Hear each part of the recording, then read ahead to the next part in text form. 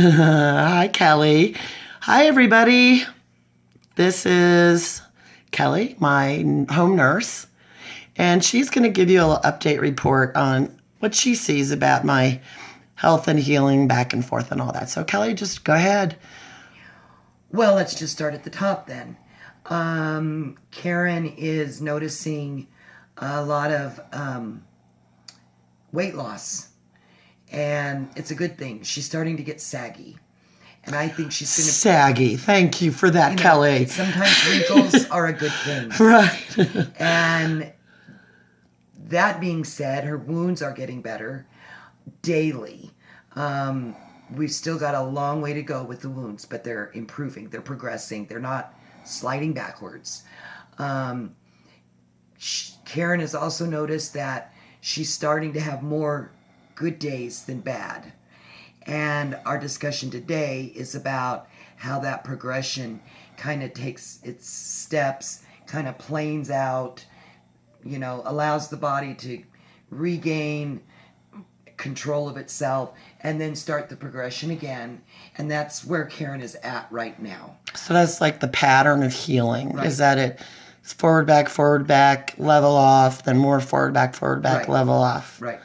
And that's like a real thing. Right. Okay. It is a real thing. Everybody does it.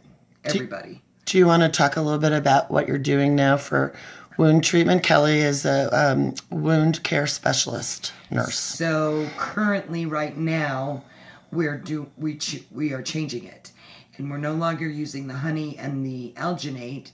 And I'm going to be calling the doctor about that today, and I'm going to change the wound care orders in the computer. And the reason we're going to plan B or C or D, I'm not sure where we're at. G. We're plan G. Is because the drawing out of all the exudate in the wounds has kind of stopped, which is another stage of progression. The alginate is no longer pulling all the exudate out, so it's turning hard and turning into little pieces of cardboard instead of turning into the slimy booger that... Right, like a mush. They call it bubble gum.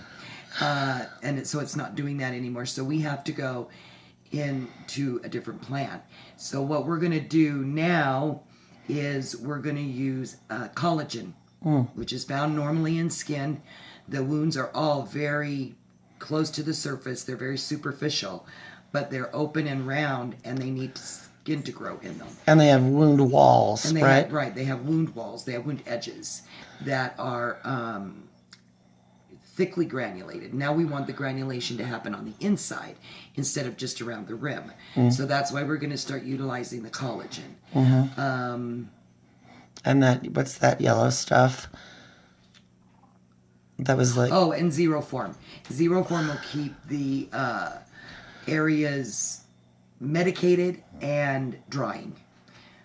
And that's what we want. We don't want them wet and oozy and painful. We need them to keep drying out, and the zero form will help keep the collagen in place and dry out the wound site. So you put the collagen, gets cut and put inside the wound, right? Right, and then a little square of zero form over that, and then a bandage. Okay. Very simple. How much longer do you think it's going to be till these are, closed? That is very, very, very hard to predict. I'm going to say another 4 to 6 weeks. Okay. Don't freak out. You want me honest. I don't pour sugar on top of I know stuff, you don't, Kelley. Okay. Well, thank you. That was awesome. And you're an awesome nurse. Thank you. And you're an awesome patient. Thank you. I do my best. And we're going to say goodbye now. So you have now met Kelley the Nurse. The nurse. Say goodbye, Kel.